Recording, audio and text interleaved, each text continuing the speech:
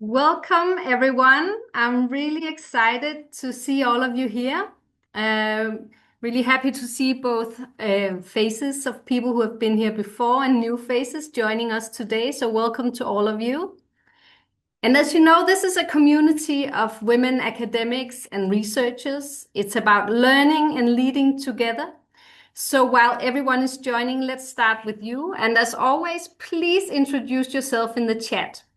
Write your name, your institution, and your research area. And I can see people are already doing that, so keep on doing it. It's great. Very importantly, from the beginning, if you want to listen in French, click the interpretation button at the bottom left of your screen and then select Start. But first, let me introduce Monique, who will translate those instructions for you. OK. Bonjour à tout le monde et bienvenue dans cette session dédiée à la recherche des femmes où nous allons tous nous soutenir. Alors, vous pouvez vous présenter dans le chat, donner votre nom, votre institution, le domaine dans lequel vous travaillez. Ce sera bien de pouvoir faire connaissance avec tout le monde. Alors, il y aura également tout à l'heure des boutons disponibles pour la traduction. Donc, si vous voulez écouter cet entretien en anglais ou en français, vous avez la possibilité de faire un choix. Vous aurez le lien tout de suite en bas et vous pourrez faire le choix. Merci. Thank you so much, Monique. So my name is Jule Boone. I'm a program advisor at the NIDA Fellowship Center. It's an institution under the Ministry of Foreign Affairs in Denmark. And we manage the research funding for collaborative research projects between Danish research institutions and research institutions in low and middle income countries that Denmark collaborates with. And I'm here today with my good colleague, Naliaka Odera from the Mavaso Institute, and who we are coordinating this initiative with, Learn and Lead Together under the More Women in Research community. But you'll hear more from her soon. Before officially opening today's session, I just want to share some good news with you. I've been feeling a bit happy today because in Denmark, where I'm based, we didn't have a government for 2 months. We just got a government yesterday, and today we got the lists of new ministers. And for the first time in the history of Denmark, we have more women ministers than men. So I think this is something that is uplifting, and I feel especially happy about. So in the midst of all the dark news that we see so often, we also get some good news. But returning to this module, we are excited today to officially launch our second module, Owning Your Spotlights. And as with our previous module, Get Funded, the materials, recordings, and live sessions are completely freely accessible to everyone in the community.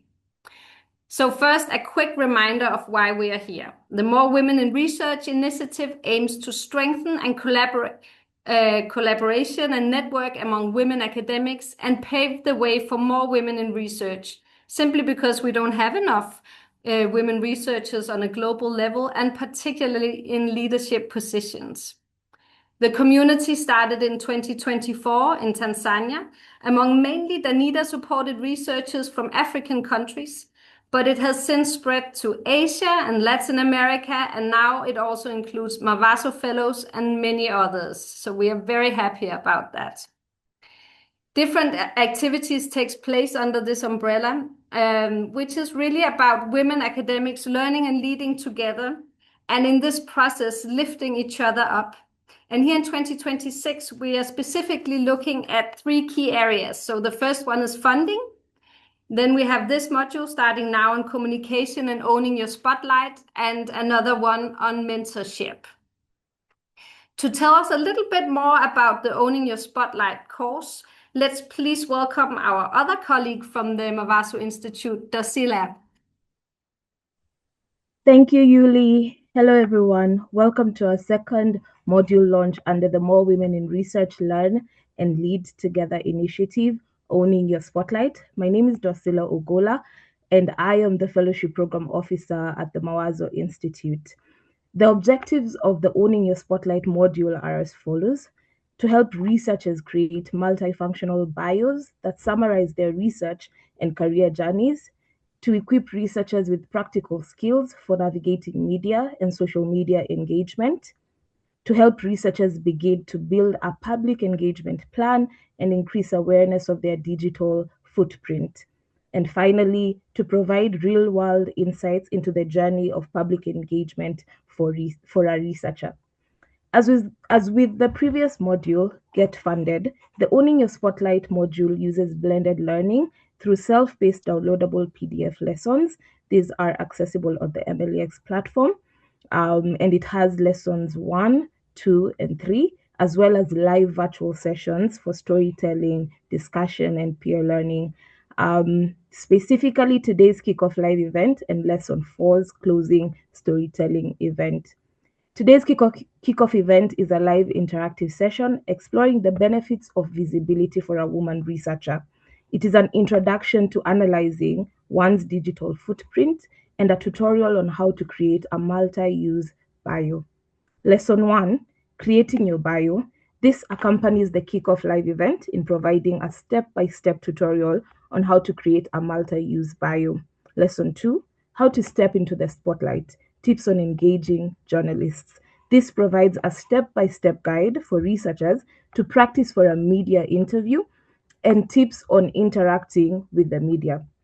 And finally, lesson 3, how to step into the spotlight. These are tips on social media engagement. It will provide an introductory guide for researchers on social media concepts and how to leverage LinkedIn. There are also additional resources that include a spotlight checklist. This checklist is a short checklist for a researcher to build a public engagement plan. And then we also have a safety online resource. This resource provides tips on maintaining online safety as a woman researcher. We also have additional links. These are audio-visual content, spotlighting visibility for women researchers.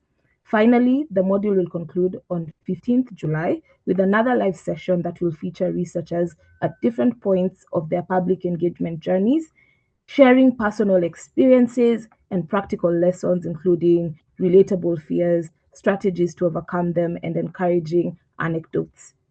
But first, before we get into today's tutorial session, we would like to hear from you on your previous experience in public engagement and what you anticipate in participating in this module.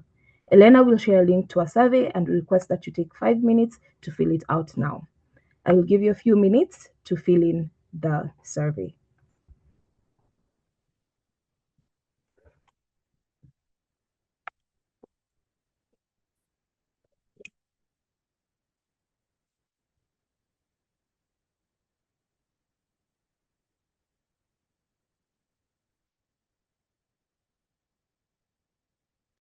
Okay, thank you so much to everyone who has filled in the survey. I will now hand it back to Yuli. Over to you, Yuli. Thank you so much to Sila for that course overview. So one more thing before we start. We have some house rules. So the first is please keep speaker view enabled so you can see the spotlighted speakers. Kindly remain muted while speakers are presenting. This one is very important so we can hear what our guest speakers are saying. You're welcome to keep your camera on so we can see each other. And feel free to use the chat to ask any questions or share comments throughout the session as well, and we'll respond to it as best as possible. And then again, I will just repeat that if you want to listen in French, click the interpretation button at the bottom left of your screen and select Start.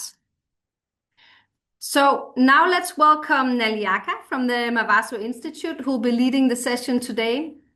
And beyond being a part of the team working behind the scenes on the More Women in Research, Learn and Lead Together initiative, Naliaka is also a seasoned communications expert and the communications lead at the Mawaso Institute. With over 10 years of experience in communications, she specializes in digital communication and impact-driven storytelling, with an emphasis of platforming African women's stories. She believes that the best placed person to tell one's story is themselves. And so through her work, she stresses the importance of people learning vital communication skills to enable them to speak for herself. And remember to be putting any questions in the chat as we go along. Welcome, Naliaka. I'll hand over the word to you.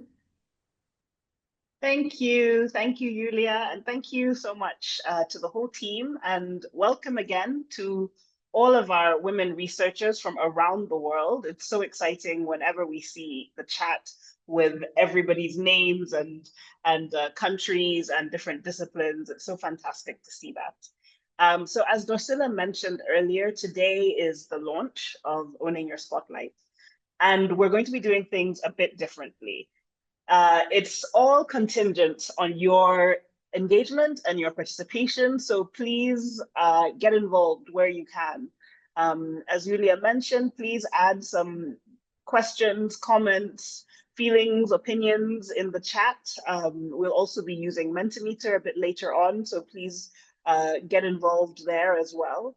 And feel free to raise your hands in the different time periods for questions and share along the way as well.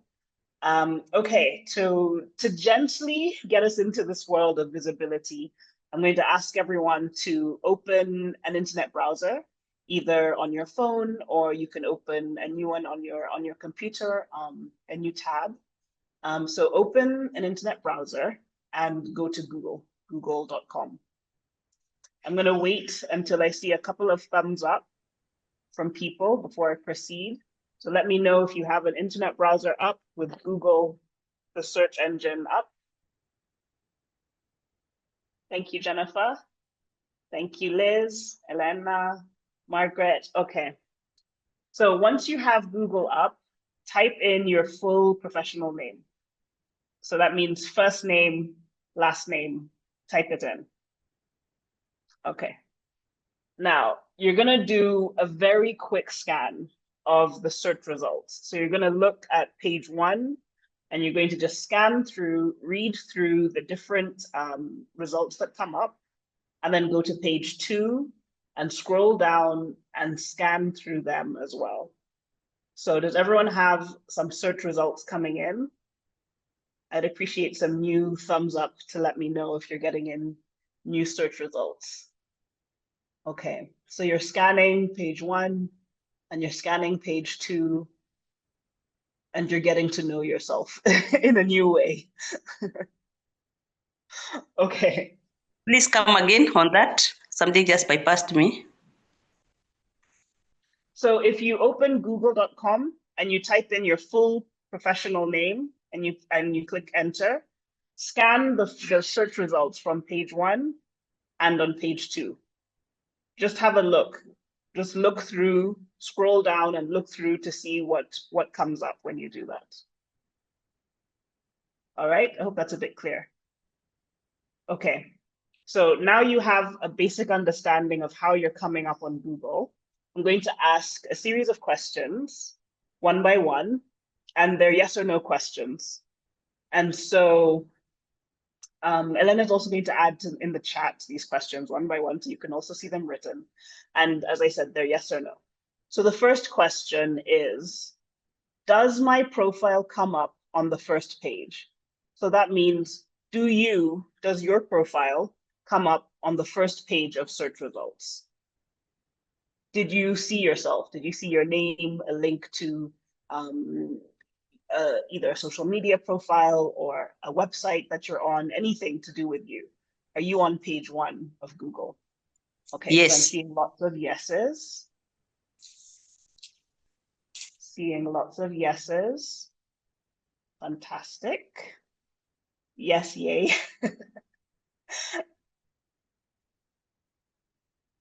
Okay.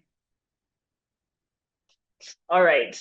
Now, the second question is what is available online about me, about you, relevant and accurate to me and to my career? So is what came up, is it relevant and is it accurate to you and to your career?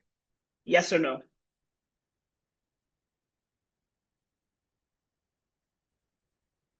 This is fantastic. More yeses. Lydia, no, unfortunately.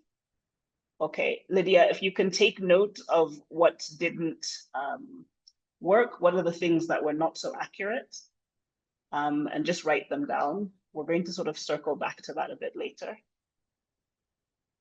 A little, Zahara? Okay, some yeses, great. Oh, I saw no and it went. Rael, no. All right. Okay, and then the final question, is there anything that has come up about me that I am uncomfortable with being publicly available or viewable? So is there anything that came up on those first 2 pages that you are uncomfortable with being available on the internet? And you can look for this question past pages 1 and 2. You can keep searching, looking into pages 3 and 4. But this is good. We're mostly getting no's.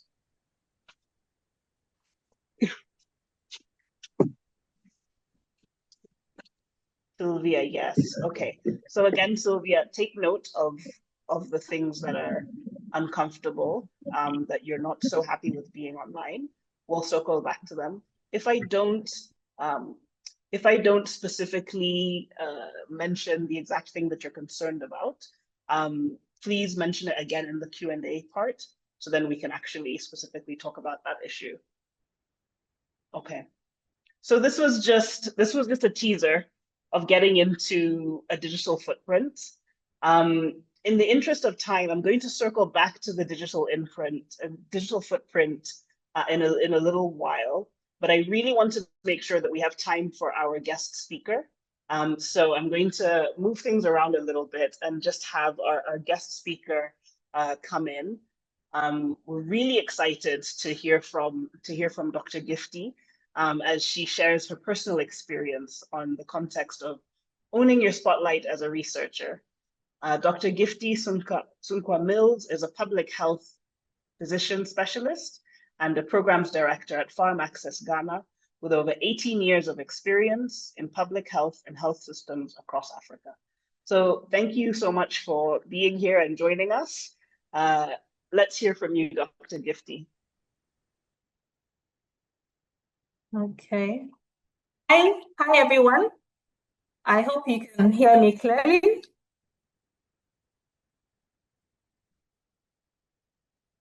Hit a thumbs up if you can hear me clearly, and if my slide is also showing in full slide mode.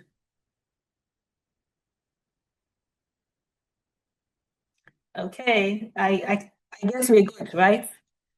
So I'm very excited to be here this morning or this afternoon, depending on where in the world you are. I bring you greetings from Ghana, where I am currently based, working with an organization called Farm Access, where we're into health system strengthening across Africa. I am a medical doctor and also I'm a health systems researcher. And I'm very passionate about women in research, women mentorship, and because we kind of face the same issues within very similar circles. And it's always important to share our realities. I mean, you're working as a woman in this space, you do brilliant work. Sometimes it gets unnoticed because we are not taught to claim space.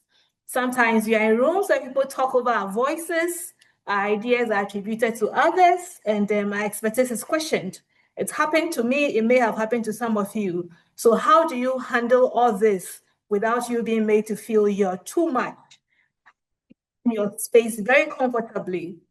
And today, I'm going to leave you with 3 V's, V. So if you don't remember anything at all, 3 things I'm going to leave you with today: versatility, visibility, and your voice. Now, visibility is a strategy, something that you have to be intentional about. We all just looked at our online presence and you saw your digital footprint. I'm sure you had a lot of mixed reactions, things you didn't even know about that people had posted. But your digital footprint is all about you and it's something that you need to own. It's not just about being found when somebody Googles you, but also how you're known, your reputation, how people refer you, how people recognize you. So you need both. Being found, being known, you need both. And your digital footprint is something that you entirely own. Now, I talk about the second V, which is versatility. You may be working across various program areas, across various research areas, and you would find yourself in different rooms. This morning, I was in a very interesting place, and I was so happy to be there. I visited my primary school, where I first attended primary school, class 1. And I was so excited. And as I introduced myself to the students, there was they were just screaming because my main presentation was that, look, I was like you some decades ago, sitting right here where you are sitting, and I am here today, a doctor. These are people that need hope, that need inspiration. So immediately, they could identify with who was standing in front of them. When I'm talking to funders who are interested in impact, return on investment, scalability, my language is definitely different. I have to connect to them at a point that matters to them. Last week, I was in the YouLead Summit talking about gender with a group of very energetic youth. Entering the room, I had to read their energies. I had to listen for their interest. And whenever I'm going to talk anywhere, I try to go early so that I can connect with people, I can understand them, I can read their energies and what appeals to them so that when I step in front of them, they identify with me. So today, I'm sure you will learn it, having different bios, be it for academic, for professional, for your social pages and all of that. It's extremely important. So I've talked about 2 things, visibility, be intentional about it. Versatility, when you enter a room, speak the language of the room.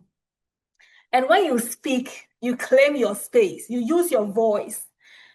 Have your story at a personal level. It's not background noise. I do a lot of work and I have very intentional reasons for everything that I do. I work a lot in the space of chronic diseases, hypertension, diabetes.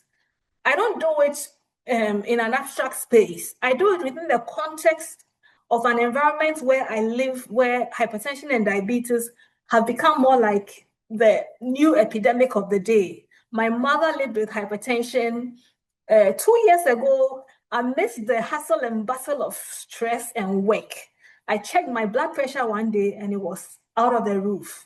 And I knew that this work I'm doing has very personal meaning for me, for my family, for myself, for the next generation. If I'm able to commit myself to it, use digital technology that everybody uses today to connect patients to doctors and improve how patients with chronic disease are cared for. So my story is very personal. We all want to be alive and healthy, and what I'm doing has a way of contributing to it. So use your voice, know your why, talk about your why. Depending on the audience, craft your why in a way that they will understand. When I'm talking to patients, I speak in a different language. When I'm talking to patients' relatives, when I'm talking to healthcare providers, doctors, I craft the language that I use. And sometimes, when you're talking in your spaces and you're interrupted, know that these things happen. Practice re-entry. Oh yes, as I was saying, claim your mic back gracefully but firm. After an engagement, post your slides, write your reflections. The conversation does not end when any session ends. So the mandate is on you not to shrink yourself, not to over-apologize, not to think you overqualify, not to undervalue your findings, but own it. Learning to be in the room is not about being someone else, but it's about being your authentic self and letting yourself be known and seen. Now, when I was doing my PhD, I remember one meeting that I was in, and as I was in this meeting, I was listening to other people talk about the research that I was doing in Ghana. I was doing research on infection control. And I had people who had only read about this topic. They were talking about it, voices over and above. And I was quiet. I didn't say anything because I told myself I was listening to learn. But later, my supervisor said one thing which I never forgot. He said to me, never be in a meeting and be so quiet that it's as if you were not there. No. And that is because what you bring from your lived experience is more authentic than what anybody else can read in a textbook. I have lived in Ghana. I have worked in the hospital. I have studied infection control in Ghana. How do I even go into a room where this topic is being discussed and I keep quiet because I think I want to listen to people? No, no, no, no, no. I made a decision from that day to be intentional, to be visible. I mean, whatever room I find myself in, I would engage. Whatever groups I find myself talking to, I would prepare myself. I would go authentically and I would boldly share my story. I don't wait anymore. Another example is I told you I'm passionate about women mentorship. I've been wanting to start a mentorship program for a long time. And last year I said to myself, well, I've had the intention for long enough. Now I'm going to just start. I'm not waiting anymore. I didn't have all the perfect resources. I didn't have all the perfect funds. I didn't have all the perfect resource persons, but I started anyway. I structured what I knew I wanted to do. And when you start doing it, you realize that you even have more knowledge than you think you have, and you get help from places you didn't even think you would get help for. It took a lot of confidence, taking inspiration, but I started it. And it was amazing. My first cohort, I had over 50 people. My current cohort, I have over 100 people. I could have been sitting down waiting, but I no longer wait. Now I make the move. I use my voice. I am unapologetic about it. I don't ask for permission.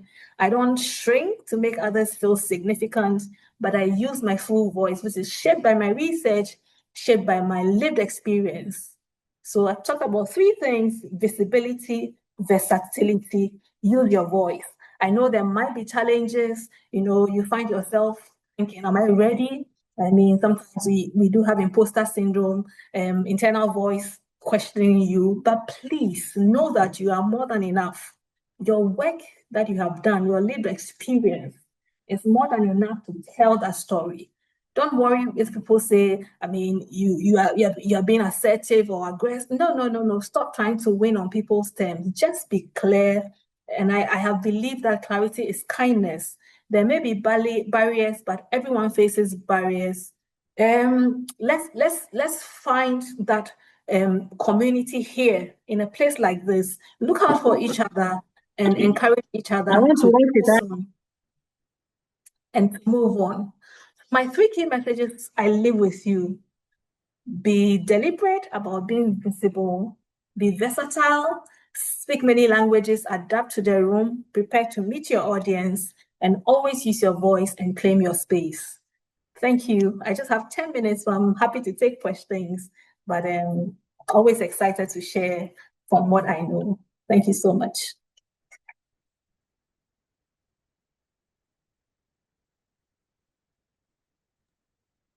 Thank you so much, Dr. Gifty. Others don't know that you're actually in the middle of quite a busy season. And so we especially appreciate that you've made some time to come and share with everyone. I think that there's a couple of questions. One was about how can I create my space online? And somebody, Jennifer Namutebi had appreciated the 3 V's and said, thank you, Dr. Gifty, for those. And yes, I wonder if you could, I know you don't have a lot of time, but maybe if you can briefly give maybe 2 examples of how to create a space online. It is something that we're going to get into a bit later as well, but maybe just to hear from you a little bit. Absolutely. So it's important to be intentional. Decide where you want to create that space. Choose a platform. Is it LinkedIn, where most of the people who are recipients of your work would be and be reading? Is it Facebook, depending on your context and your community? Who are you reaching out to? Young people, professionals? So choose your space. And in my case, I also started with what I know, what I am good at. So when I was researching infection control, I would volunteer for interviews about infection control, and they will get posted online. I would write a short piece. It doesn't have to be something long and dramatic because people have a very short attention span. But go out of your way, write something, post it, be consistent, and use pictures because they tell a story. I engage an audience, I capture a brief moment, I use it in my posts, And that is how you start. Be unapologetic. Don't look for likes. Whether people like it or not, you are creating your digital footprints. So use the same principle. Be intentionally visible, be versatile, craft it to suit your audience, and also keep using your voice, keep being intentional about the space, keep showing up. And that is how you build that footprint online. So yes, you can do it and be confident in yourself. Like I said, I never look for likes. Who is liking it? No. I just keep doing what I know best. And that is how you build. Wow, thank you so much. Thank you so much, Dr. Gifty, for your time, for your words of wisdom and experience and encouragement to everyone here. I know I can see that it has been well appreciated. As I said, we're going to circle back to some of these topics as well, but I just want to give one more thank you to Dr. Gifty for sharing her time. Really appreciate it. Thank you so much. Love you all. Thank you. Okay, so now we'll go back a little bit and go back to this concept of the digital footprint. So Dr. Gifty actually mentioned it in her presentation, your digital footprint. And essentially it looks at what we were looking at when we Googled ourselves and Googled our names. The digital footprint is essentially how we exist online. It's every single way we mark the online world. Some ways we intentionally put ourselves out there, for example, if we're on social media platforms, or if we have websites or blogs. And other times, other people are putting us on the internet. Maybe it's your organization or your institute that's posted a profile about you or your image. Maybe it's in a media interview that also has an online version. Or maybe it's even just a picture of you in a group photo of your friends. So we are not necessarily in control of everything that is out there about us. And that is the intimidating part of the digital footprint. But the thing that we can do is, as best as possible, do our part to ensure that what we have control over, we are being intentional with, as Dr. Gifty said. So when we look at that Google, those Google search results, and some people said they weren't so happy with what came up, or some people said maybe as it started to get into page 2, it was less about them. There were a couple people who were a little bit uncomfortable with some of the things that were listed there. We start to realize that it's very important how we appear online. And in fact, many times, the first thing that a stranger could do in encountering us, who might want to maybe work with us more or connect to us in some way, is Google us, Google our name and see who we are. And so that's why it's especially important to see how you come up so that you can actually start to curate what your online visibility is.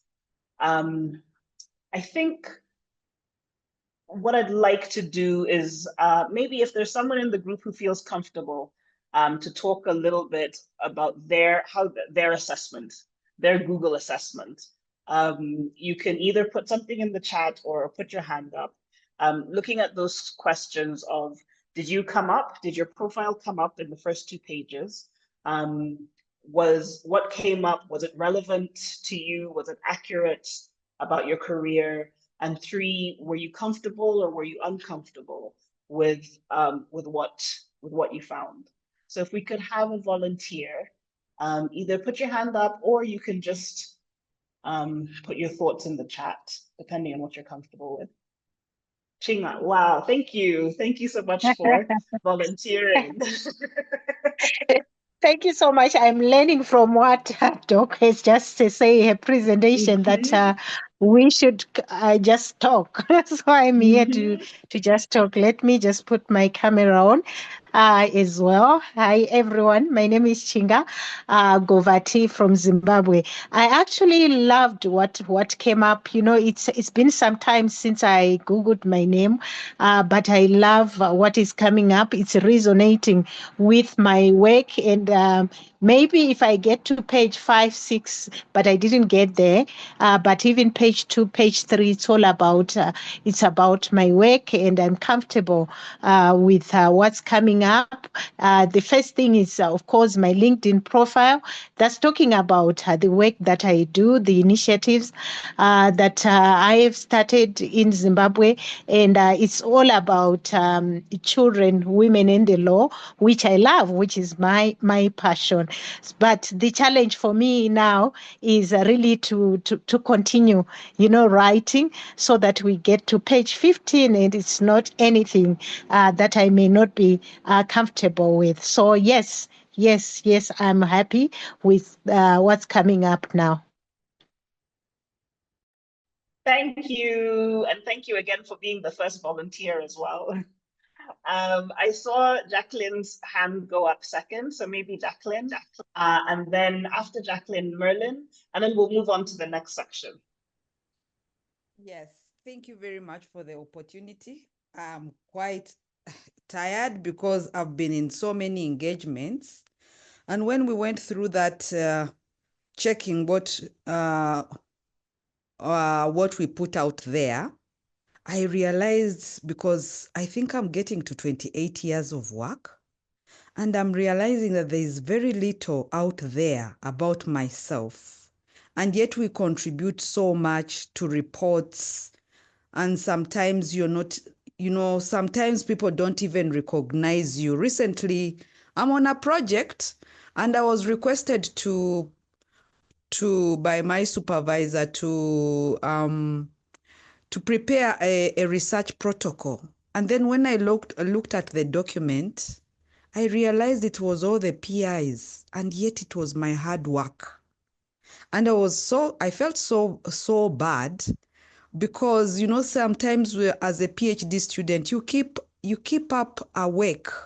You keep awake for so many hours doing certain things to support people, including work, and then you're not recognized. So my question was, how do you deal with that kind of stuff? You've come up with a document. Actually, you're the one who started it. People are just doing the final touches, but then you're not recognized in the document. And then now this has actually, I was so lazy to go on to my LinkedIn. It is recently that I realized that, oh my God, you go apply a job here and people do really do a search on you. So now I was so lazy. You find you're so exhausted between home, work, school, and you don't even have time to go to the LinkedIn. So now there's something I deliberately put on my LinkedIn, and when I actually tried this exercise, it was the first thing that came out, and I was very excited. So what I'm getting from here, people will not recognize you. You have to deliberately do it. Because I was like, I've done so much. I have so many reports. But your name may not appear. So my question is, how do you handle such an issue? Thank you very much. Thank you. Thank you so much, Jacqueline, for your thoughts and your questions. I'm sure you're not alone. This sounds like something that many people will have experienced in terms of your seniority, and that now when that translates to what's actually available online, you're finding some things lacking. And then 2, in terms of being credited or uncredited for the work that you have done. One thing, and this goes along with what I think Dr. Gifty was also sharing about, which is something that you yourself touched on, is tooting your own horn, being your own PR person, sharing with people the works that you've done. And so it's good that you're on LinkedIn. LinkedIn has a way of being able to share links to things you've done. So you can actually share links to your papers and anything that you've been involved in. I know some people who then go the next step and use a blogging platform of some kind to have as a kind of online CV, where they just continually add their own works, a bit like a portfolio of the works that they've done. And so when you have things online, it adds to your digital footprint. And so your digital footprint gets louder the more you populate either your social media platforms or creating your own platforms or websites, depending on how much time you have. So really the answer is to keep going. As you started with LinkedIn, you're correct that that posting there can feed into your Google search. And so if you continue to post, and you can backdate, you can go back to some other works that you've done in the past and edit your profile and add them to that as well. A quick one from Merlin. Thank you. I was just going to say I was very pleased with my Google search. It was only at like page 7 that I started seeing people with similar names start to crop up at the bottom. But the thing that stood out to me the most was it was all like outdated information, and it felt like the dip came when I settled or started my PhD. So I don't have much of like a career, and I think I'm a different person than I was before. I'm now more self-critical, self-doubting. I'm now also very unsure of what to share, and also the world has changed since, people are more brutal online. There's a lot more issues going on in the world. So trying to place yourself as a scientist, a researcher, a person existing as a woman, as a Black woman, as an African in the current climate after like a hiatus because of your work of PhD and stuff is something very daunting and scary. But yeah, that's the reflection I wanted to share. Thanks so much, Merlin. That's so true. And again, I think it's something that many, if not all of us, can relate to, especially just the questioning feeling of, should I share this? Should I not share this? How much am I supposed to be getting into things? And then also, I think what comes with a type of maybe not feeling so valid in what you are sharing. I think it's all very normal. And it actually brings me to the next activity, because I'd like to hear from everybody in the best way that we can. And so we have a Mentimeter link that Elena's going to add to the chat. And on Mentimeter, we want to there's no right answer, there's no wrong answer. It's really just your opinion and your feelings. If you can answer these 2 questions with 1 word or even like 2 or 3 maximum. And the questions are, what benefits could come from public engagement for researchers, in your opinion? And the second is, how does public engagement make you feel? So, what benefits could come from public engagement for researchers? And how does public engagement make you feel? And I think I'd really encourage us to share honestly. Sometimes we're in a space like this and we can feel a bit tempted to just share the sort of like the rose-tinted view of things, but the point of community is so that we can share in truth how we really feel. So if you can just click on that link that Elena has shared and give your answers to the questions with 1 word or maybe 2. The first question is, what benefits come from public engagement for researchers? And the second is, how does public engagement make you feel? So yeah, take your time clicking on the link, and maybe it's a bit of more reflection than something that you can answer easily. That's okay. Yeah.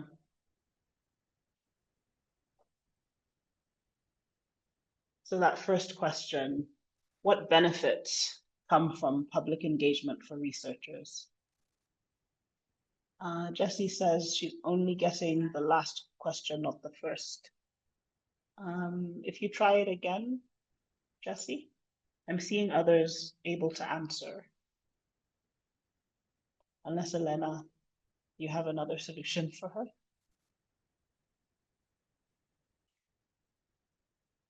Sorted now, perfect. Okay. What benefits come from public engagement for researchers? So I've seen new career opportunities, knowledge transfer, visibility seems to be coming through a lot, including increasing visibility. Collaboration is a really important thing that I think a lot of people don't consider, but that in the same vein of networking and opportunities, a lot of positive things come as offshoots of visibility.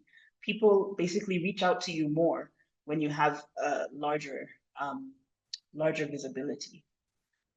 Feedback, confidence. I like confidence. I think as much as it can feel nerve-wracking to then get into the space of public engagement, it's ironically something that can actually give you confidence as you build that skill more and more. And really, it is a skill. So it's something that you can only build on. It's not necessarily something that from day one you're able to do perfectly.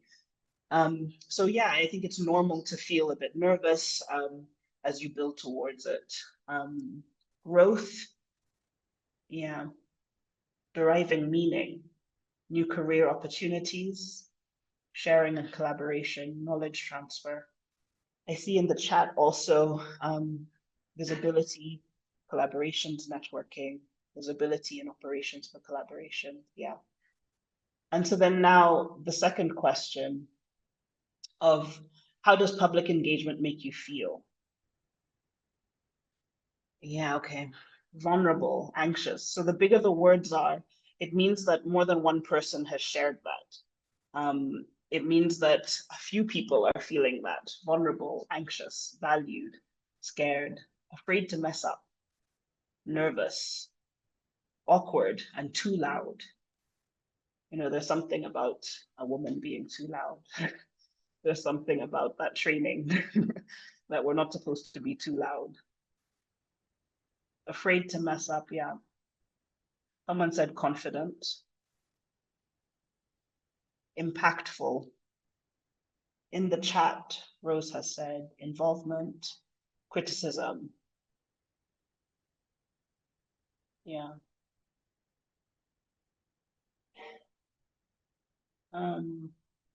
Fear of, oh, I lost fear. Uncomfortable, excited. Yeah, it's not always necessarily all negative. Sometimes you can feel positive things about it too. Sometimes you can feel both positive things and negative things at the same time. I just want these words to keep appearing, and if you can, as I speak, if you can just spend the time looking through these different words and feel and acknowledge that that's everybody in this room are feeling versions of this, and actually they're versions kind of the same type of thing, a lot of them, especially when you look at things like anxious, nervous, scared, vulnerable, Jennifer, heard, yeah. So there's a concept here that I think when we look at visibility and when we look at public engagement, we look at it from the lens of a more Western culture that looks at visibility and the importance of visibility as something that helps the individual, something that helps the individual grow or connect or network or all of that. But I like to push back on that idea. And I like to think instead of the community, like the community that we've started here. When we had our community session a little over a month ago, one of the things that kept coming up were people who were saying that they were maybe the first in their family to pursue a PhD. Some people saying that they felt quite isolated in doing it. Some people said that they felt quite scared, intimidated.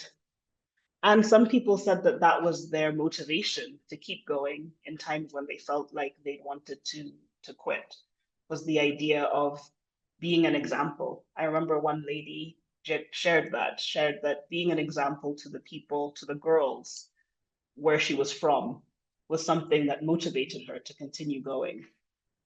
And so when I think about the importance of visibility, I think instead about that. I think about the people who came before us, our mothers and our grandmothers and our great-grandmothers, and all of these opportunities that our generation have, that previous generations didn't have. And then I think about the future. I think about our daughters and our nieces and all the girls that will come ahead, who will look back at our generation and maybe step on our shoulders a little bit to get even further than where we're getting now. And that, to me, is the power of visibility. Yes, it's good and useful for an individual's career, but it's most impactful, in my opinion. It's most impactful to the community, to the sisterhood of the people alongside us, and to the people who've come before us, and the people who are ahead of us. None of that happens without somebody seeing, oh, that person has done this thing. That means I can do that thing. You know, whatever that thing is.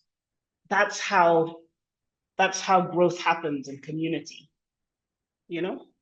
So I think to shift perspective from the self, and to shift perspective from the idea that this spotlight is shining just on you, and this spotlight is just like lighting up all of the flaws and the inadequacies and the insecurities. Maybe instead we can say that there is a spotlight shining on each of us, and what matters is that we keep the light there, so that if somebody else is in the dark and is looking for a way and is looking for an example or a light, they can see us in the spotlight and they can use that as their example, and that we can inspire each other and support each other. And so that's why it's important, really, to own your spotlight. Is yes for the self, yes for the career, but especially for us, for each of us, to be able to see. As Julia started, right? Celebrating that there's more women in the Danish government. That's the spotlight. That's what we mean. Looking at that and then getting encouragement, right? And getting excited because we see something out there that's possible, and then it makes us think, maybe I can do that too. So I'm hoping that that has in some way shifted some thoughts about public engagement and about the importance of what we're doing here, that it's more than just bigging ourselves up. And as Dr. Gifty said, it's more than just counting our followers on social media. All right, so I'd like to take us back to Mentimeter. And now I'd like us to reflect on two more questions. And the questions here are, why does my research matter to me? And the second question is, why does my research matter to the world?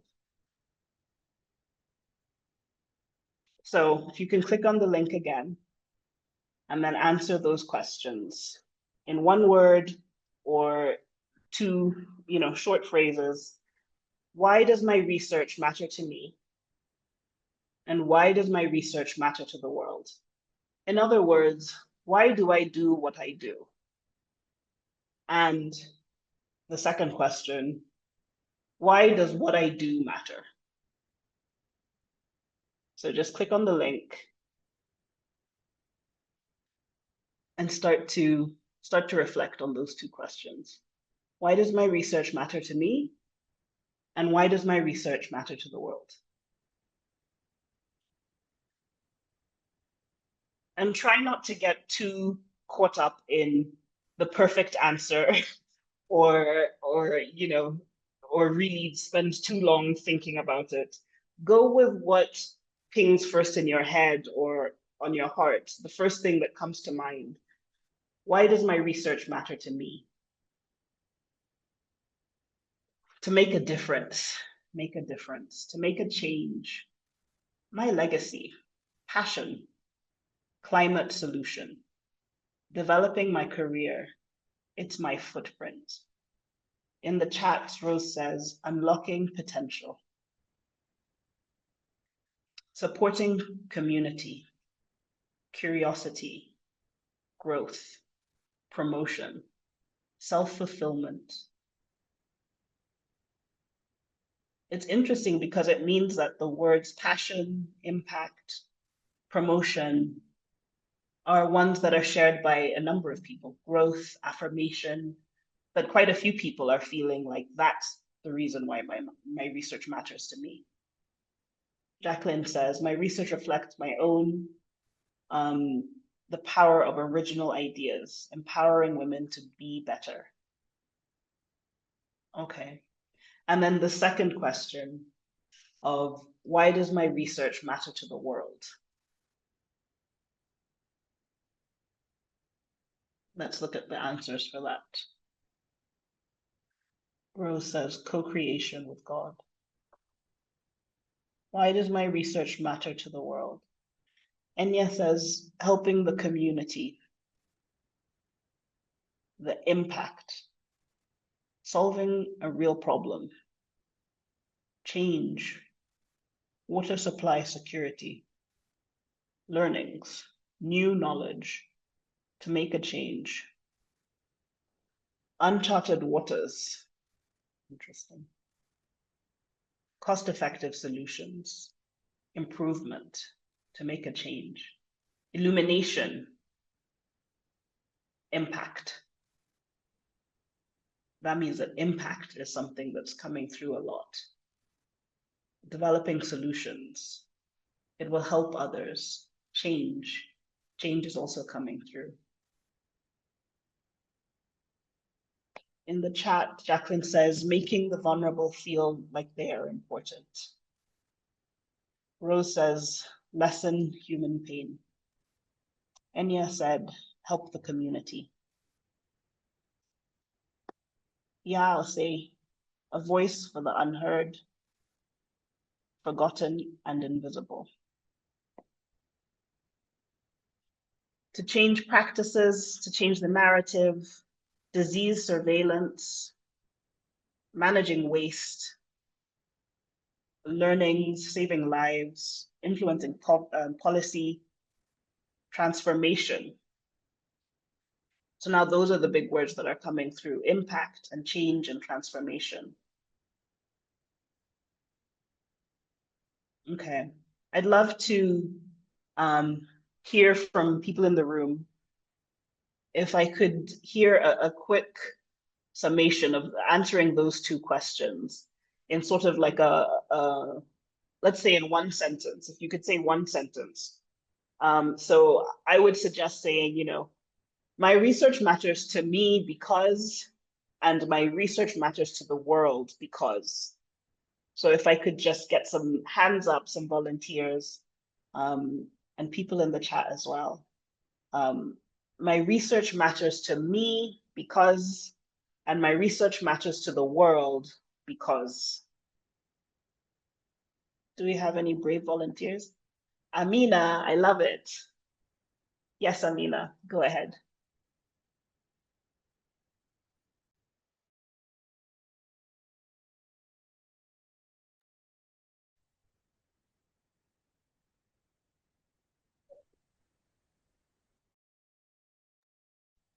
Well, you can see me, right?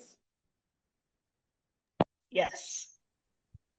Matters to me to develop my professional capacity, and as well it matters to the world because it will help to develop or solve real world problems. That's all. Thank you. And thank you for volunteering and being the first person to volunteer. I always feel like that person is like an extra hero because it's so not easy to be the first person to volunteer. Okay, is there anyone else? Any volunteers? Why does my research matter to me? Why does my research matter to the world? Quinn, please. Thank you. I do a lot of research on indigenous language systems and knowledge. And so for me, first, it is very personal before it becomes academic. Because a lot of times, the indigenous languages that I'm researching on is all I grew up hearing, be it my mother tongue or the mother tongue of my neighbor.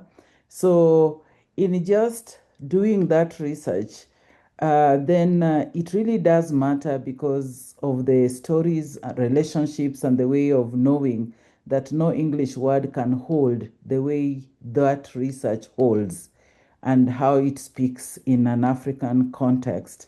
And so when you ask about why it matters to the world, I think our indigenous languages, just like English, Swahili, French, and the other languages, our indigenous languages are dying, and it hurts so deeply that in the next few years, if we don't enrich the African database, we will not have our local languages. And so it begs the question of whether our great-grandchildren or our children will even have a language to relate to at the first place. So currently I'm doing work on cancer patients in Western Kenya. And so through that, then my corpus work, my health communication research, my natural language processing advocacy is reaching the globe. And so we are able to get the funding and they're able to know about us and the challenges that we experience. Thank you.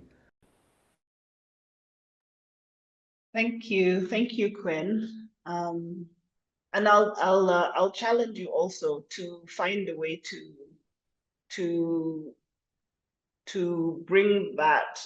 It's tough, but to bring that all together into one or maybe two sentences of why you're doing what you're doing, because there's a lot there. But yeah, I'll challenge you to maybe think a bit about how you can bring that together. But Jacqueline, let's hear from you.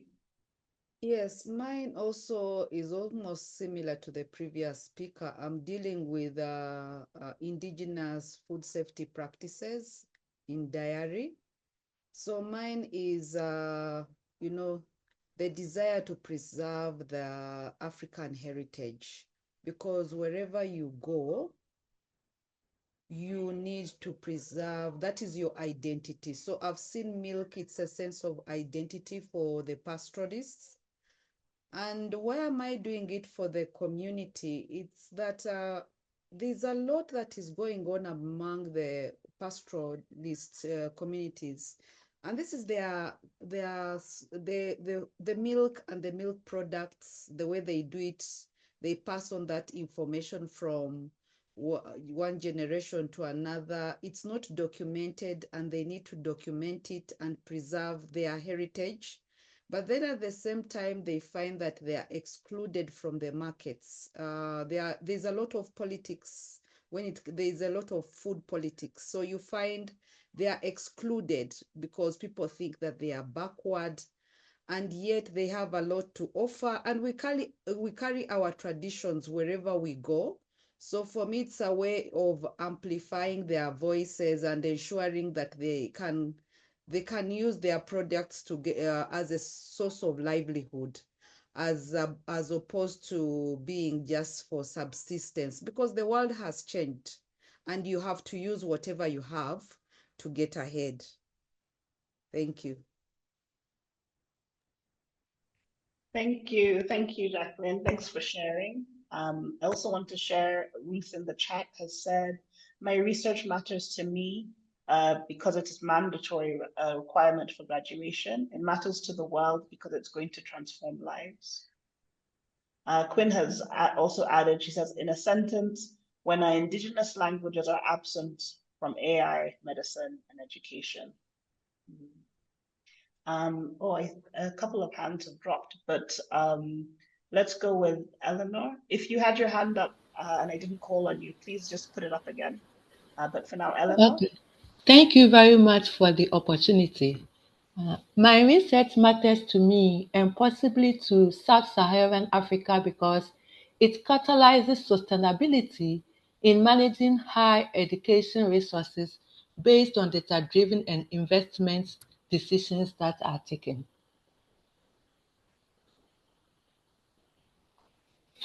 Yes, I love how you were able to round that up and summarize it, bring it all together. Thank you, Eleanor. You're welcome. Let's hear from Salamatu.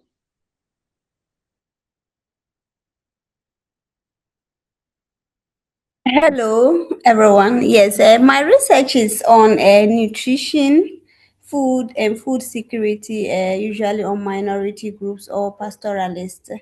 And it matters to me a lot because usually minority groups or pastoralists have a lot of challenges on nutrition, health, but are usually at times taken out during interventions or ignored because of their minority nature.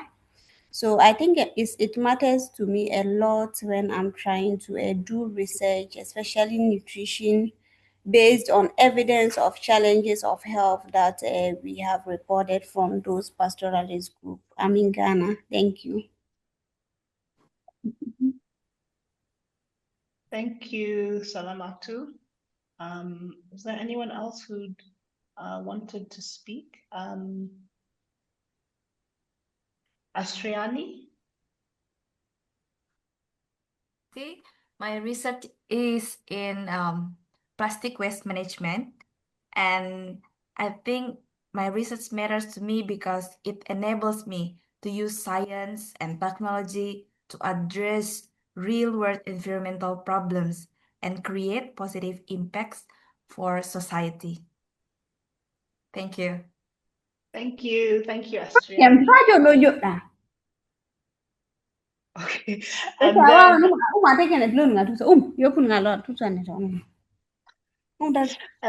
then Chinga. Hi, everyone again. So I am currently, research matters to me just generally because it unpacks certain things that you would not have thought of. So for instance, I'm currently finalizing 2 researches. The first one is on, in fact, maybe my first publishable researches. The first one is on intergenerational responsibility on climate justice. The second one is on women's participation, especially those in rural areas, in environmental governance. So they matter to me in terms of rethinking how we engage as Africans and how we can actually engage using indigenous means. Thank you. Thanks for that participation. So I'd like us all to just to continue to reflect on those 2 questions. Why does my research matter to me? And why does my research matter to the world? And the importance of these questions is they provide a bit of an anchor, an understanding of why am I doing what I'm doing? What sets me apart from the person next to me? When Yulia read my bio, she mentioned that I believe that the best people to tell our stories are ourselves. And so because of that, my aim is to help people tell their own stories. So it really is just about what is your motivation in doing the work you do, and then looking at what is the impact that you are either hoping for the work you do to have, or that the work you do is already having in your community, in your field, or on an even larger scale than that. To come back to the context of ourselves, and that to acknowledge the we that we come from, and the importance of owning our spotlight from that perspective of us coming from the many and not it being a focus on the I. I really wanted to show you this video from a scholar and a Moazo Fellow, who I think is a brilliant poet, and she's also all the many things as each of you are. So as well as being a PhD candidate and the 2021 Moazo Fellow, Sarah Koshin is a gender specialist with extensive experience in gender equality and women's empowerment research, gender responsive policy design, and women-led humanitarian and development initiatives across the Horn of Africa and the Somali diaspora. She is also the founder and director of the Somali Gender Hub, an institution that stands as a pioneering center for groundbreaking research on women and gender-related issues within Somalia. So Elena, if you could just play that video.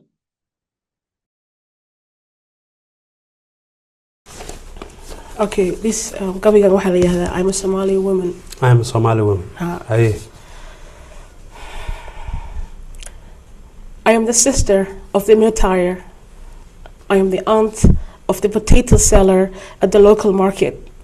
I am the daughter of the local sheikh.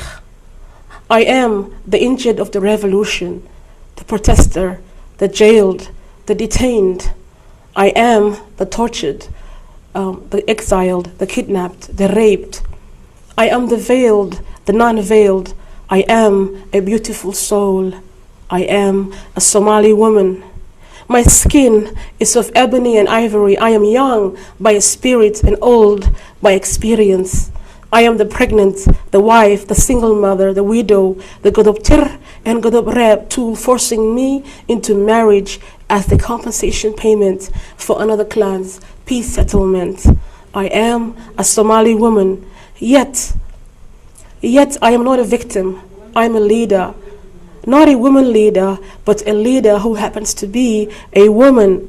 I clean up the streets of my nation. I rise up the past, the present, and the future generations. I brought the Nobel Peace Prize to Somalia. I am a Somali woman. I speak out for my son at school. I speak up for my daughter in the madrasa. I pray for my ancestors and for my older son in jail, for my mother in the hospital. I speak out for our artists whom they keep bombing in theaters and on the streets. I am a Somali woman. I speak out for my mind. I am the pulse of the people. I live in the city, in the town, in the rural areas, in the suburbs, in the mountains, along the borders. I am in Garawe, Mogadishu, Afgoye, Erigavo, Hargeisa, Galkaya, Bosaso, Baladwini, Badan, Boame, and every corner where there is life and sound. I am a Somali woman. I am synonymous to strength and victory. I celebrate sisterhood. I celebrate womanhood. I boost the economy. I advance the technology. I give life to the community. Do I deserve to be equal to you? Yes, I do, because I am a woman, a Somali woman. Yes, indeed. Thank you. Thank you, Elena. The reason why that video and that poem really speaks to me is because it touches on this thing that we've been talking about, which is the community aspect of it. It's this idea that as women, we come as many. Although we might be individuals in whichever spaces that we are, sometimes we go into spaces and we are the only woman or the only person of color who's doing what we're doing. But even so, we know that as we come in with this community of people and with the people who come before us and those who go ahead of us. So now I'd like to switch gears a little bit and get into a tutorial, have you have something tangible to leave this session with, although I hope that the reflection has also given you a good base as well to start thinking about public engagement with. But beyond that, I want to get into, just a second. There we go. There. Okay, can you see me? Can you see my screen? All is there. Let me just try and make it. Just a second. Sorry, I need to.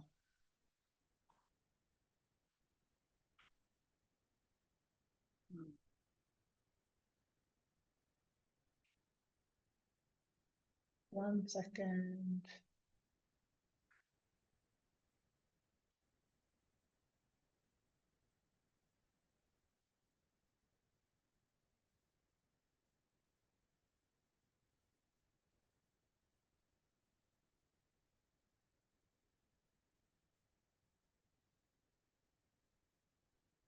Okay.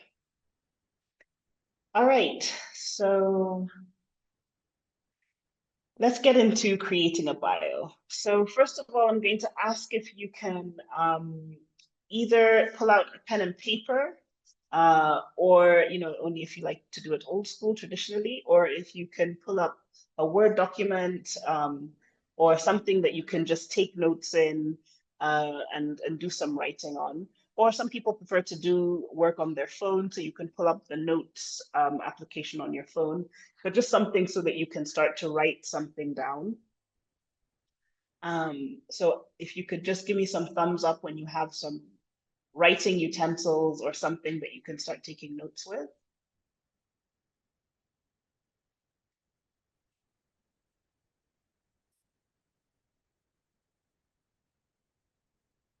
Okay. All right, let me start.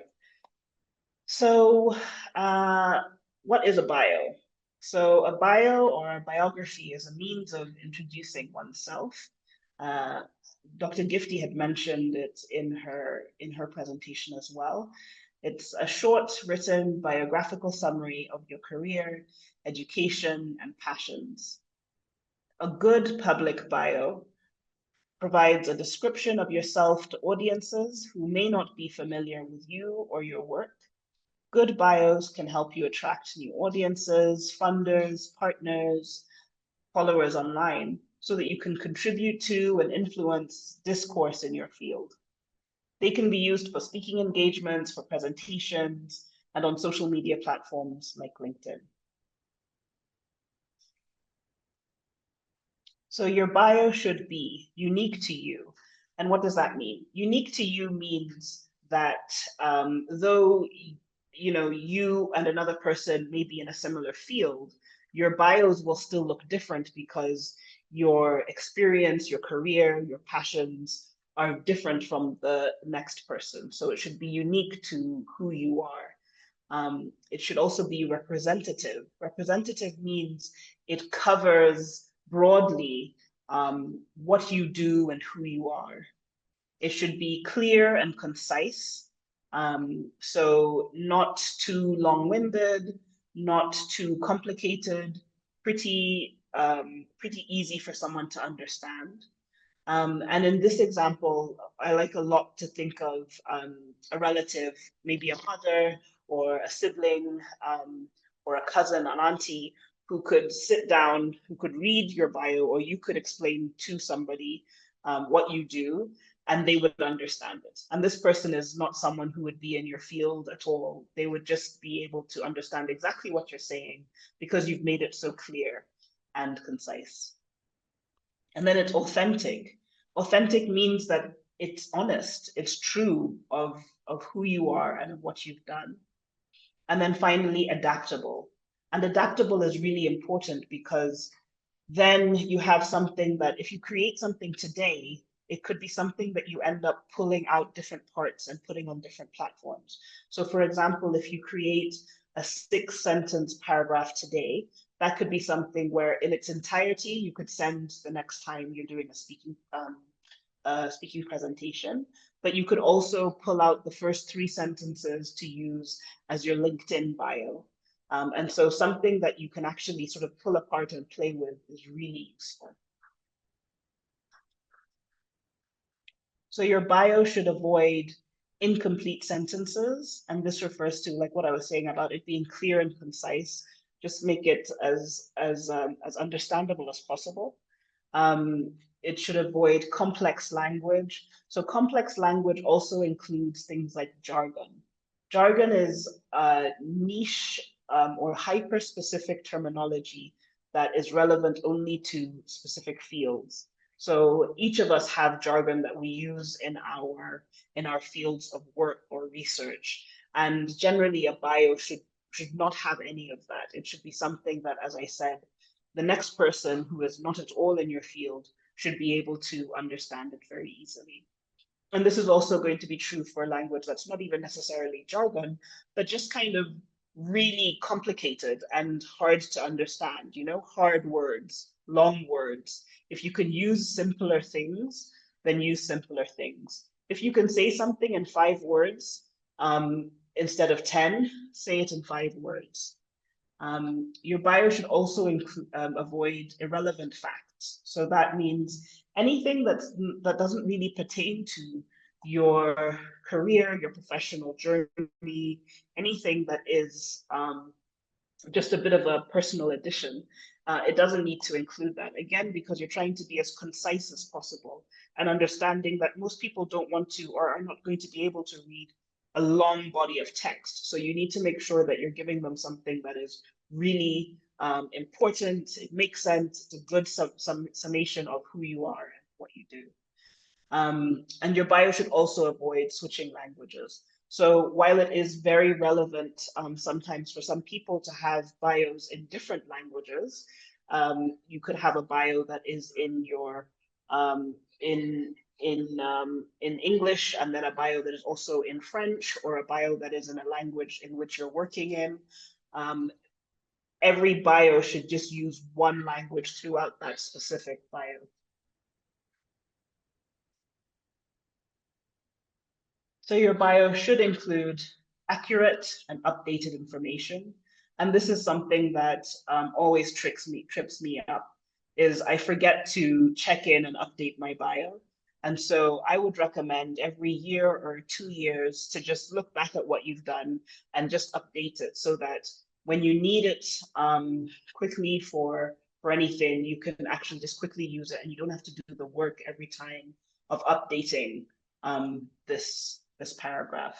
And then also accurate as well. So making sure that you are, again, being authentic and truthful with who you are. Concise language, as I said, if you can say something in 5 words, say it in 5 words. Don't be overly long. Sometimes people think that being overly long is actually a good thing. It's not necessarily when it comes to communication, because communication is all about making sure that your message lands with somebody. And it's not necessarily about sounding like you know many, many words. Consistent tone. And so Dr. Gifty mentioned in her presentation the idea of tone, of when you're using your voice, knowing who you are speaking to. So this is what tone is. Tone is referring to the fact that sometimes how we speak to our friends over the weekend is not the same way that we're going to speak to a group of colleagues, you know, on a Monday morning. And so we need to make sure that we're using a tone that makes sense for our bio, and then it's consistent throughout. So it's not that every once in a while you then drop into a way of speaking that's much, much more casual than you started the paragraph being.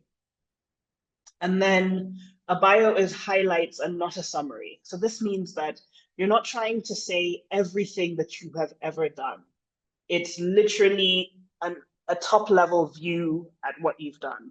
So you don't have to include every stage of your career or academia. It's so much more important to focus on what you are doing today. And maybe if there's something that's relevant, you can touch on one thing that happened in the past, rather than trying to touch on everything that happened in the past and also talk about where you are today. So it's highlights, not a summary. And then finally, your bio should include a personal manifesto or a motto. So this is a little thing that I am passionate about, having people include a manifesto and a motto. And I know that sounds super intimidating when you say to someone, what's your manifesto or what's your motto? That feels very intimidating. But the good news is that exercise that we were doing earlier, where you were trying to understand, why does my research matter to me? And why does my research matter to the world? Covers this. That is your motto. The reason why you do what you do is that. You've already come up with the answer there. Why your research matters to you and to the world. That's your motto. And the importance, as I said, of having a motto or a manifesto or whatever word you want to use for it, the importance of it is to set you apart when other people are coming across your bios, they see something that's a bit different. And it also already informs somebody exactly what you're coming to the table with and where you are situating your work and your career. So as I said, in writing your manifesto or your motto, you look at these two questions that we've looked at already. Why does my research matter to me? Why does my research matter to the world? So already you've come up with it in one word or two words, and then you shared either in the group or you shared on the chat. Now it's something that's a little bit more written. So I'm going to ask you to either with your pen and your paper or on your Google Doc or your Word doc or on your phone, if you can write 1 or 2 sentences answering these questions. Why does my research matter to me? Why does my research matter to the world? And essentially the answers are already there. You've already written this, but this is just to make sure that this is complete sentences. So 1 or 2 complete sentences, max 2 complete sentences that answer these questions. If you can get it in 1 sentence, that's a bonus point. But the best way to do this is to just consider the words that you'd already come up with, and then some of the things that were already coming up as you were putting those words together, and answer it in that way. And what I'd also encourage you to do is to be specific to yourself, to be as specific to yourself as possible. So try not to be vague or general. Try to be as personal as you can about this, without it being too vulnerable, but something that is really unique to you. So as I said, for me, the importance of people telling their own stories is personal. That's a personal belief that I have, that I've had for many years, and I've been able to create my career based on that concept alone. And so then the things that I do with that belief are therefore also personal. Giving people skills, teaching skills of communication are deeply personal to me. And so if you could just try as much as possible to just center that personal aspect, and move a little bit away from the vague answers of it. Okay, so do you have your sentences down? Maybe you can give some thumbs up.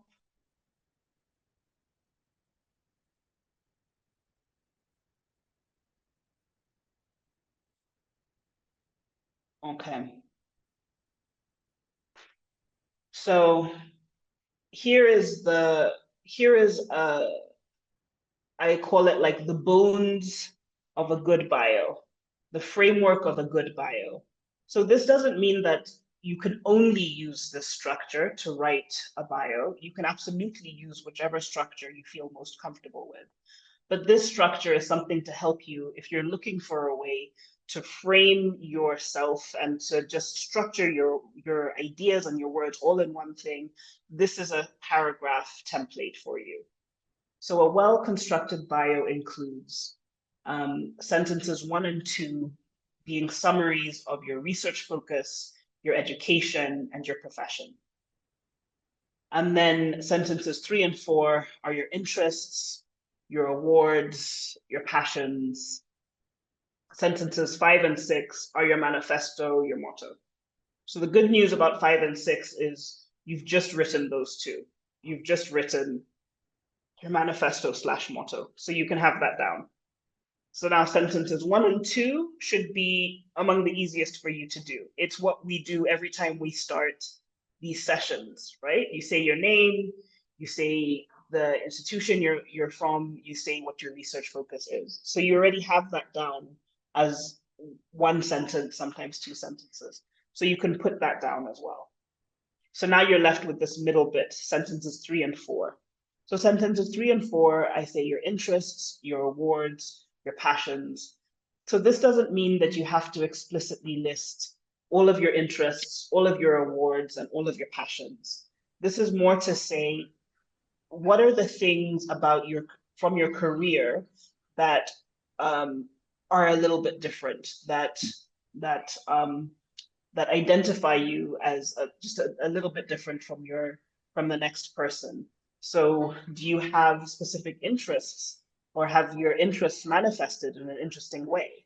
Have you been awarded in your career, or were you awarded academically for something significant?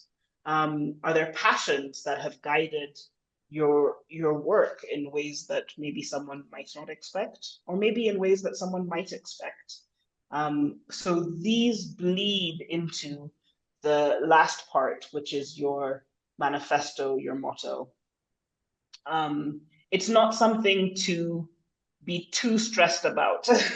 It's not something that is a very specific concept. It's just sort of a bit of like a filler joiner to get you from who you are in a sort of dry professional way to you're ending on a punch of like, this is how I'm changing the world. And so how do we transition from that section into your manifesto, your motto? So just to highlight what comes into a good bio, it's your name and professional or academic title. Within that is also your research focus, your manifesto or your motto, and your most recent work or research project. This is really important actually, because so often people forget to say that the thing that they are currently working on is maybe the most important part of all of this. And so be sure to include your most recent work or research project. You can be a little bit more specific than just your research focus in this way. So I'm just going to give you time to put together this paragraph. And what I'll do is I'll go back to the previous slide to help you take in the bones of this. Does anyone have any questions on this sort of framework? Or is anyone struggling a little bit to put their paragraph together? You can put your hand up or share in the chat.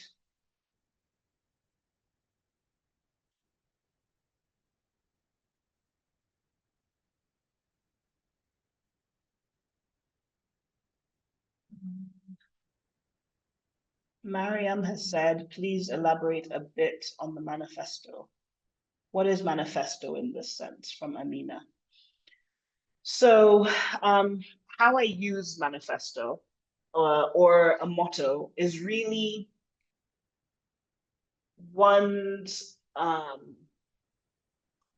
purpose in the work that they do. What is the reason that you do the work you do? And so that's why those two questions of why does my research matter to me and why does my research matter to the world? The answers to those questions are actually your motto, are actually your manifesto. And so in this way, we're using it to mean the impetus, the reason why you do the work you do, the thing that is your fuel or your motivation. And that fuel or motivation is specific to you. It's not going to be that everybody, for example, in education, as Ruth is going to feel the exact same thing or be motivated by the exact same thing. Everybody has a different motivation and a different reason as to why we do the work that we do. And so that's what I mean by manifesto. It's this idea of why does it matter to you, and what's the intended impact to the world.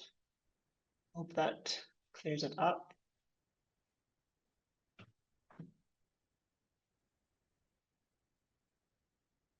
Celia, I might have missed it. Is a bio written in first or third person? You didn't miss it. I forgot to talk about that. So a bio can actually be written either in the first person or the third person. What I suggest for this exercise is to do it in the third person so that it can be as adaptable as possible. There are some formats, there are some places that will require a bio that is written in the third person. For example, if you have a speaking engagement, often those bios are written and requested in the third person. So that is Naliaka Odera is, etc., etc., etc. However, there are some spaces and some platforms that it makes more sense to have a first person bio. An example of that is, for example, you can do that on LinkedIn. Although I see on LinkedIn people use both, use either. You can do that on LinkedIn. You can do that on a blogging platform of your own, or on different social media platforms, where you can then say, I am a communication specialist, etc., etc. So in general, it's about your audience, your intended audience. Where is this bio supposed to sit? That's the thing that will then dictate whether it should be in the third person or the first person. Generally, the third person is seen as more formal, and the first person is seen as slightly more informal. But again, that really is dependent on the exact platform. So for this specific bio, I would encourage you to write it in the third person, because it's just easier to adapt and pull things out later on as you use it. Any more questions?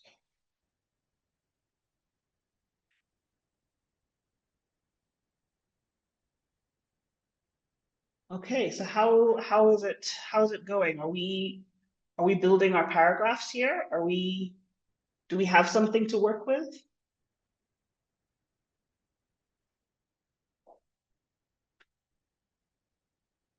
Okay, so what I'm going to do is I'm just going to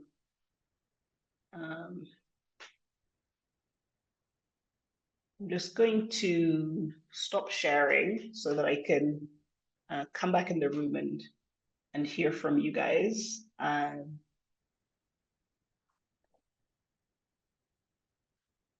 Have we been able to write some bios? And do we have any volunteers of people who'd want to read their bios? Additionally, Annabelle, thank you. I saw that hand immediately. That's great. However, 1 second. Additionally, we have a little bit of a test, which is that we're going to put a timer, and it's going to be a 45-second timer, just to make it a little bit more interesting. And so the goal is to share your bio within those 45 seconds. So, oh, Annabelle, you put your hand down, but I really feel like you should try and just put your hand up again and see.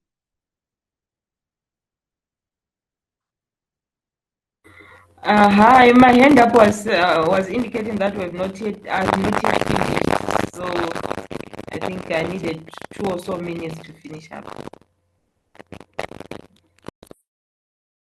2 or 3 minutes to finish up? Okay. Does anyone feel ready yet, or would you like a little bit more time? We can also take a little bit more time. Maybe we can take like 3 minutes and then have a few volunteers.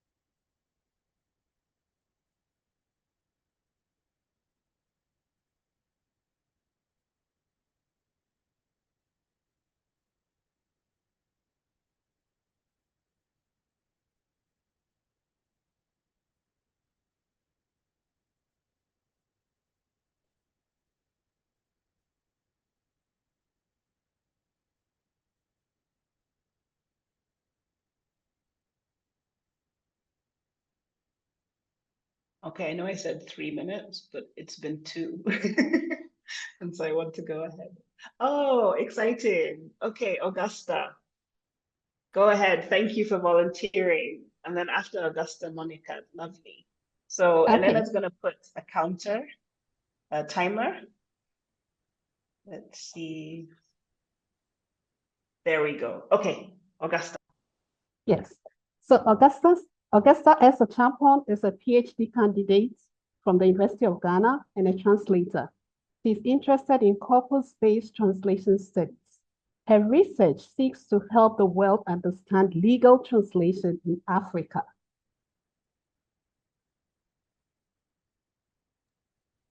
Yeah, you got it in like, what time was that? 20 seconds, I think. Well done. That was fantastic. Thank you so much. And thank you again for being volunteer number 1. Much appreciated. Okay, Monica, go ahead. And Elena will put that timer on now. Go. Monica is a public health and nutrition researcher focusing on environmental and molecular determinants of non-communicable diseases. Her research focuses on looking at how diet, climate, and other stressors shape non-communicable disease risk. Monica has a strong interest in machine learning and food systems methods and identifying modifiable dietary and environmental drivers of risk. Her research is personal first to understand the reasons for her health condition, and it matters to the world because it gives a clear understanding about their health and what they can control and what is beyond them. Thank you.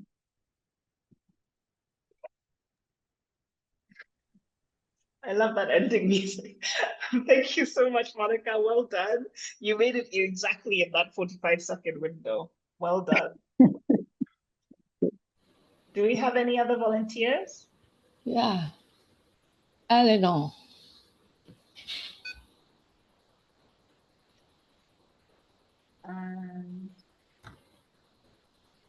I'm not sure who's speaking, sorry.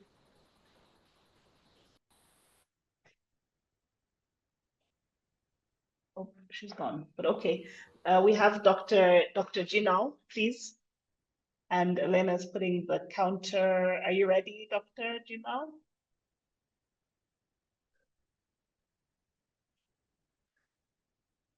Oh, she's gone. Okay, Eleanor here. Okay. Yeah. Eleanor Afol is my name. I'm a lecturer at University of Professional Studies, Accra, and a PhD candidate in University of Ghana Business School. My research work is about big data management and analytics practices in higher education institutions, basically an exploratory study to see how data generation activities can enable data-driven decision-making. So my research matters to me and possibly to Sub-Saharan Africa because It catalyzes the sustainability in managing higher education resources based on data-driven and investment decisions. And therefore, I'm considering areas like using wearable accessories to help healthcare delivery services, and also looking at telecommuting activities that will help generate a lot of data to consider how organizations and other enterprises will consider data-driven decision-making by adopting big data analytics activities. Thank you.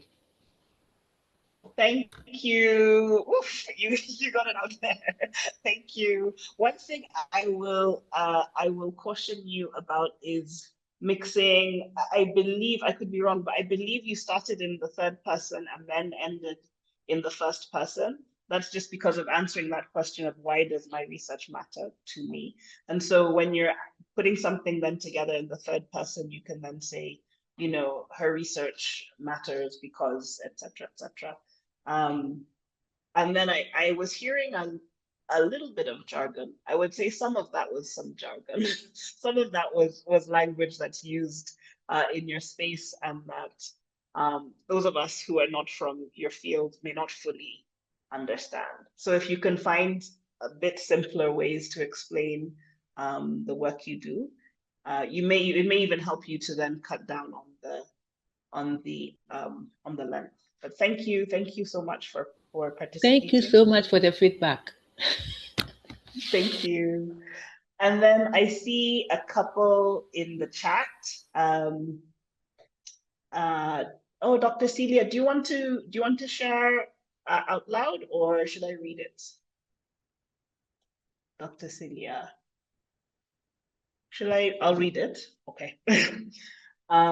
So Dr. Celia M.J. Matianga is a distinguished researcher, pharmacist, mentor, and lecturer. She has an extensive academic background, holding a PhD and master's in clinical pharmacology and a Bachelor of Pharmacy honors. Additionally, she has enhanced her expertise through global accreditation, including grants and leadership certifications. Dr. Matianga has significantly contributed to research by securing awards and fellowships such as the L'Oreal UNESCO for Women in Science Award, the NIH Fogarty International Center Grant, and the Mawazo Fellowship. She has shared her knowledge in over 20 publications and at local and international conferences, where she's presented on clinical pharmacology, HIV research, and pharmacy practice. She's the founder of Research 101 Consultancy, a social initiative that mentors ethical leaders for transformative change. Her values are integrity, resilience, and learning. Dr. Matianga is dedicated to impacting people's lives through transformative change. Okay, so I think that's good. I especially like how you and I think maybe if people look at this example of her last sentence, where she says she's dedicated to impacting people's lives through transformative change. Sometimes when we put together the motto, it doesn't have to be so explicitly saying, you know, her research matters because she is impacting people's lives through transformative, you know. So instead, she's gotten right to saying exactly what her motto is, why she's doing what she's doing. I would say, on the other hand, though, that it's slightly long and maybe it's bordering a little bit more on summary. I would also bring your third to last sentence of she is the founder of Research 101 Consultancy. I would bring it up towards the beginning because it's a title, it's what you do. And so I like to have the title and the core of like what the person does right at the beginning, so that in case someone does drop off, they don't miss that information. So that's what I would say about that. And then I'll also read Dr. Jinaw's bio here. And then, unfortunately, just because of time, this will have to be the last bio before we close. So Dr. Jinaw Khalib is an academic professional, researcher, and consultant dedicated to advancing medical education and health workforce development. Affiliated with the University of Hargeisa, her work sits at the critical intersection of transdisciplinary qualitative research, One Health, and the impacts of climate change on health systems. Thank you. I think that's very succinct. That's very concise. I like that. I think maybe you can add a little bit about your passions or your interests in this that can then flesh it out to be a little bit more like I don't know, personable. But I think it's a good start, and I like the concise language. It's very clear. So I know that we're running quite close to time. So I don't want us to go for too long. I'm going to actually welcome back Yulia while you ask any final questions.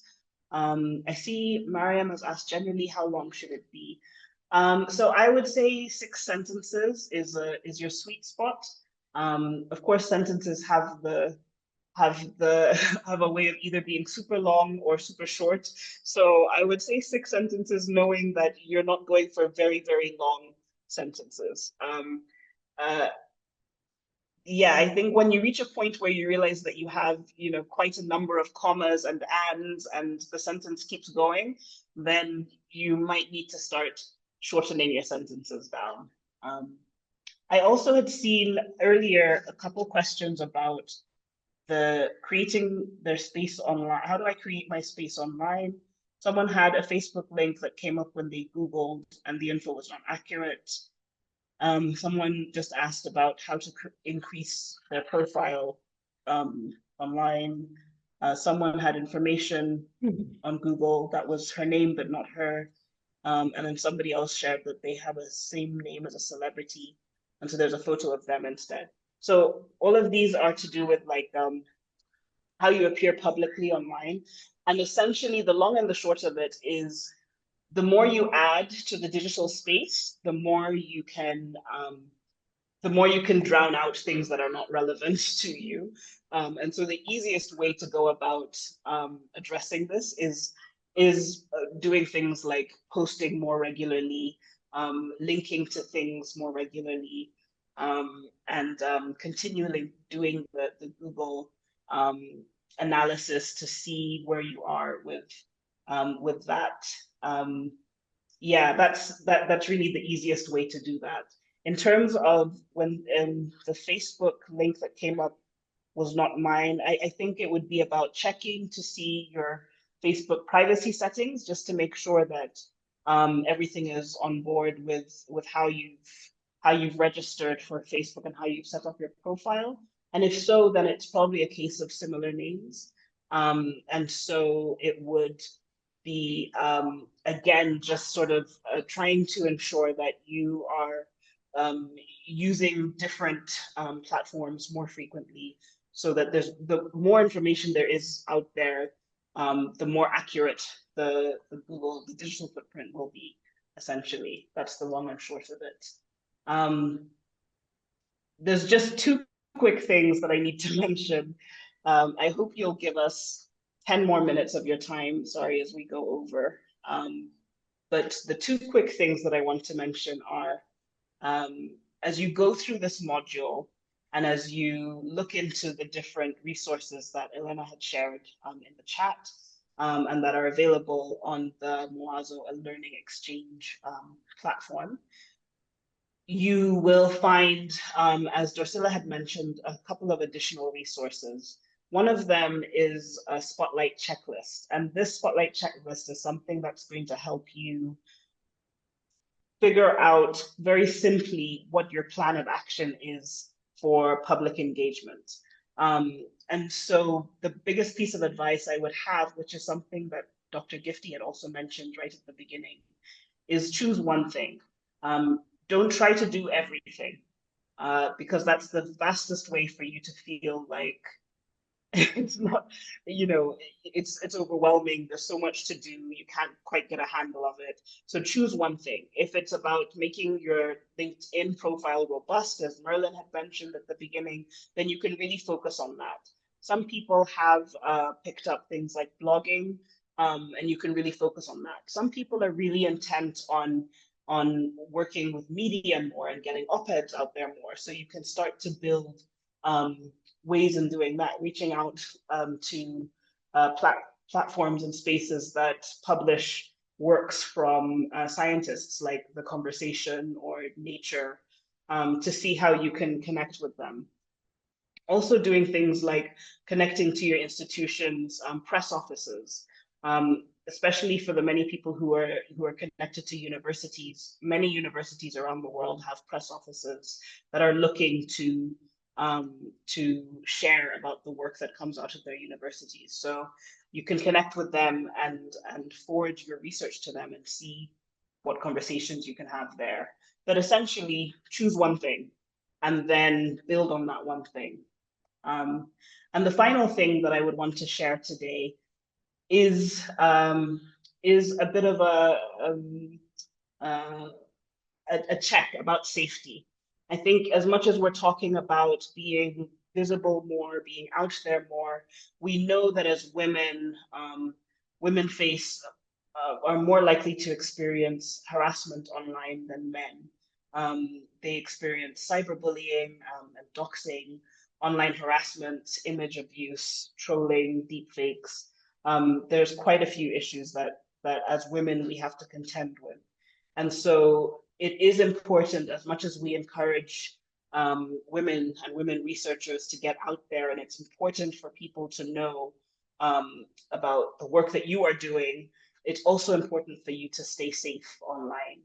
And so staying safe online means being mindful about what you post and about where you post it. It means having strong security passwords. It means using secure private internet connections. And it means being careful about what links you click on.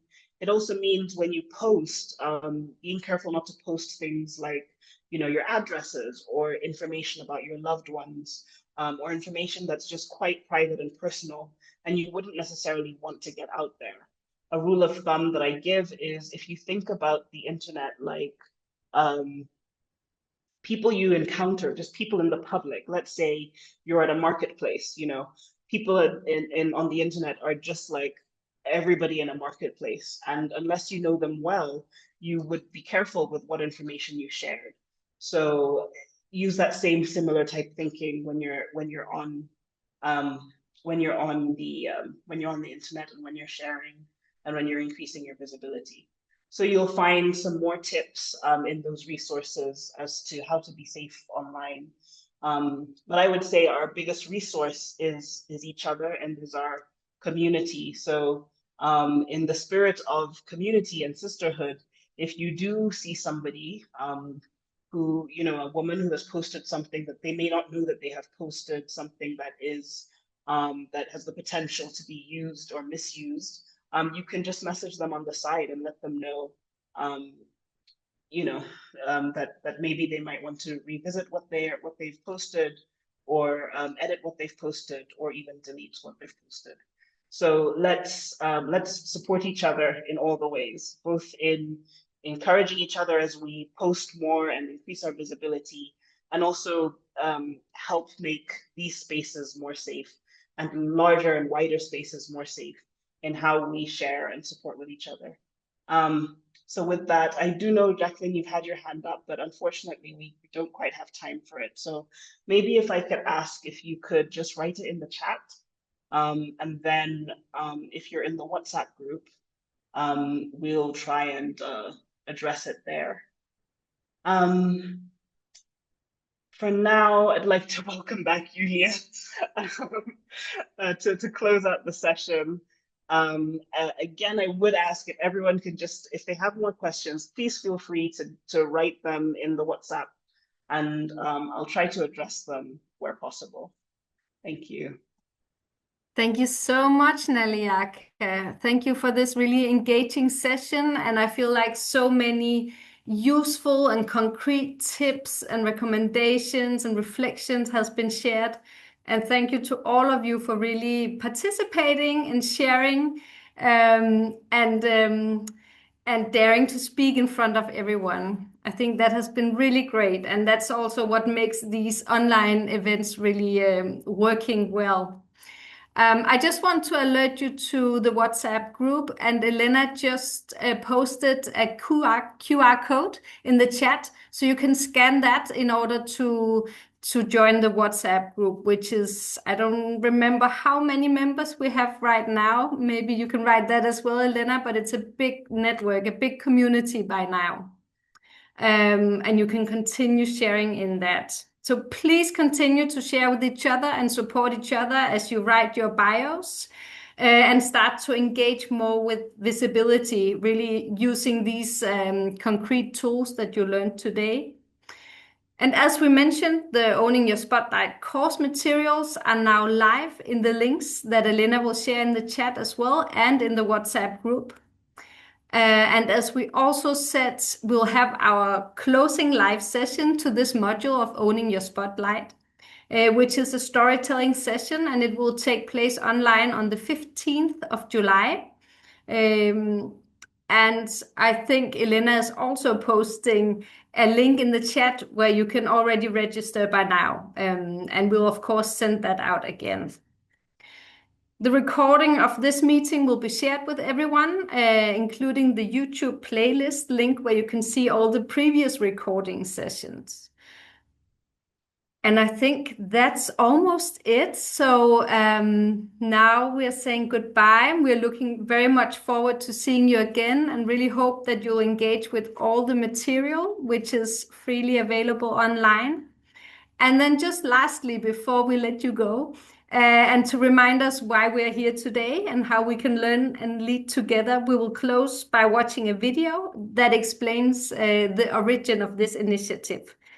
So thank you, everyone.